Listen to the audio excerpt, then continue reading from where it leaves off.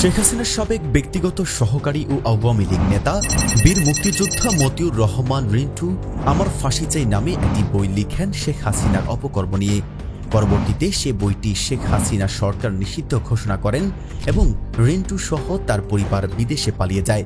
সেই বইয়ের একটি অংশে তিনি তুলে ধরেন শেখ হাসিনার মেয়ে পুতুলের বিয়েকে ঘিরে তার স্বামী ওয়াজেদ মিয়ার সাথে যে বিবাদ হয়েছিল সেই ঘটনা। এই বইয়ের বাকি অংশগুলো সহ রাজনৈতিক অঙ্গনের নানান ইতিহাস ও তথ্য পেতে আমাদের পলিটিকা বাংলা চ্যানেলটি সাবস্ক্রাইব করে বেল আইকনটি প্রেস করে রাখুন। দেখুন, শেখ হাসিনা তার কন্যা পুতুলের বিয়ে ঠিক করলে ধানমন্ডিস্থ বাড়িতে শেখ হাসিনার স্বামী ডক্টর ওয়াজেদ মিয়া এসে ক্ষিপ্ত হয়ে শেখ হাসিনাকে বলতে লাগলেন, মেয়ে কি তোমার একার? মেয়ে কি আমার না? তুমি রাজাকারের ছেলের কাছে আমার মেয়ের বিয়ে ঠিক করছো। রাইফেল হাতে নিয়ে যে রাজাকারগিরি করেছে, মুক্তিযোদ্ধা মেরেছে, তার ছেলের সঙ্গে আমি কিছুতেই আমার মেয়ের বিয়ে দেব না। তুমি আমার মেয়েকে এই রাজাকারের ছেলের সাথে কিছুতেই বিয়ে দিতে পারবে না। তখন শেখ হাসিনা বলেন, আমি মেয়ে বিয়ে দেব, পারলে তুমি ঠেকাও। ডক্টর ওয়াজেদ বলেন, তাই বলে তুমি রাজাকারের ছেলের সাথে আমার মেয়ের বিয়ে দেবে? তখন বঙ্গবন্ধু কন্যা বলেন, কিসের আবার রাজাকার ফাজাকার? আমার আত্মীয়, এটাই বড় কথা। মরলে আত্মীয়রাই মরে। দেখুনি ওই মুক্তিযোদ্ধারা আমার বাপ মা ভাইদের কিভাবে মেরেছে? আমি আমার মেয়েকে এখানেই বিয়ে দেব, পারলে তুমি ঠেকাও। ডক্টর ওয়াজেদ মিয়া বললেন, তোমাদের সাথে আমি ঠেকাতে পারবো না, তবে আমি বলে দিচ্ছি, আমার মেয়েকে যদি রাজাকারের ছেলের সাথে বিয়ে দাও তবে এই বিয়ের সাথে আমি নেই, বিয়েতে আমি আসবো না।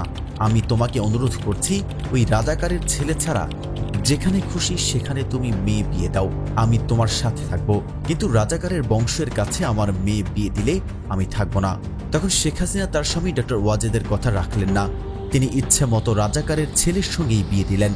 সত্যি সত্যি ডক্টর ওয়াজেদ কথা পাকাপাকি, পানচিনি, গায়ে হলুদ এবং বিয়েতে কোথাও আসলেন না। শুধু বিয়ের অনুষ্ঠানে প্রধানমন্ত্রী বেগম খালেদা জিয়ার সঙ্গে মিনিট ৩-৪-এর জন্য এসে আবার খালেদা জিয়ার সঙ্গেই চলে গেলেন। তিনি কারো সাথে কোনো কথা বললেন না, কেউ তার সঙ্গে কোনো কথা বলল না। বিয়ের খুঁটিনাটি থেকে শুরু করে যাবতীয় যা আয়োজন তার সিংহভাগই করতে হয়েছে আমাদের, অর্থাৎ প্রধানমন্ত্রী শেখ হাসিনা কর্তৃক অবাঞ্ছিত ঘোষিত ১ নম্বর মতিউর রহমান রিন্টু, ২ নম্বর মিসেস মতিউর রহমান রিন্টু ময়না।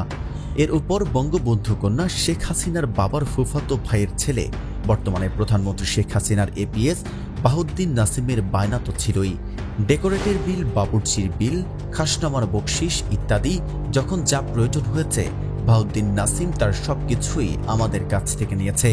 বিয়ের অনুষ্ঠানে বিয়ে পড়ানোর জন্য কাদের সামনে একটি মাইক লাগানো হয়েছিল। বঙ্গবন্ধু কন্যা শেখ হাসিনা হঠাৎ সেই মাইকে গিয়ে বিয়ের অনুষ্ঠানে আগতদের ঢালাভাবে ধমকের স্বরে বলতে লাগেন, সব যান, বেরিয়ে যান। কি পেয়েছেন? তামাশা পেয়েছেন? এখনই এই জায়গা থেকে চলে যান, না হলে অসুবিধা হবে। বঙ্গবন্ধু কন্যার মুখে মাইকে এই কথা শুনে উপস্থিত সকলে হতবিহ্বল হয়ে কিংকর্তব্য বিমূঢ় হয়ে যায় এবং অনেকেই আগা মাথা না বুঝে অনুষ্ঠান থেকে চলে যেতে শুরু করলে ময়না তাড়াতাড়ি জননেত্রীর কাছে এই কথার অর্থ কি জানতে চাইলে শেখ হাসিনা বলেন, দাওয়াত ছাড়াই অনেকে এসেছে, তাদের জন্য আমি এই কথা বলেছি। এরপর ময়না নিমন্ত্রিত অতিথিদের অনেককেই বোঝানোর চেষ্টা করেছে, কিন্তু তাতে ফল হয়নি। অধিকাংশ নিমন্ত্রিত অতিথি না খেয়েই চলে গেছে।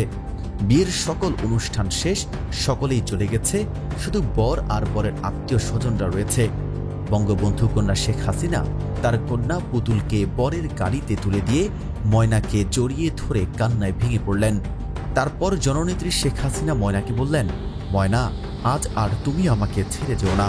বিয়ের অনুষ্ঠানস্থ সংসদ ভবন চত্বর থেকে শেখ হাসিনার সঙ্গে আমাদের একমাত্র সন্তান ৫ বছরের স্বর্ণলতাকে সাথে নিয়ে ধানমন্ডি ৫ নম্বর রোড শেখ হাসিনার ৫৪ নম্বর বাড়িতে চলে এলাম। বাড়িতে এসে বাইরের কাপড় পাল্টে সবাইকে নিয়ে মাটিতে গোল হয়ে বসে জননেত্রী শেখ হাসিনা ময়নাকে বললেন, ময়না, তোমরা যা করলে তোমাদের ঋণ জীবনে শোধ করা যাবে না, কোনোদিন তোমাদের ভোলা যাবে না, কোনোদিন তোমাদের ভুলব না। আমাদের মেয়ে স্বর্ণলতাকে দেখিয়ে বললেন, ও তো পেটে থেকেই আমাকে ভালোবাসে। অবশ্য এসব কথা শেখ হাসিনা আজ নতুন বলছেন না, এর আগেও অনেকবার এসব কথা তিনি বলেছেন। এ ধরনের আরও রাজনৈতিক এবং গোপন তথ্যভিত্তিক কন্টেন্ট পেতে সাবস্ক্রাইব করুন পলিটিকা বাংলা। আপনার মতামত জানাতে ভুলবেন না। এমন বই কি আর প্রকাশ হওয়া উচিত? মন্তব্যে লিখুন।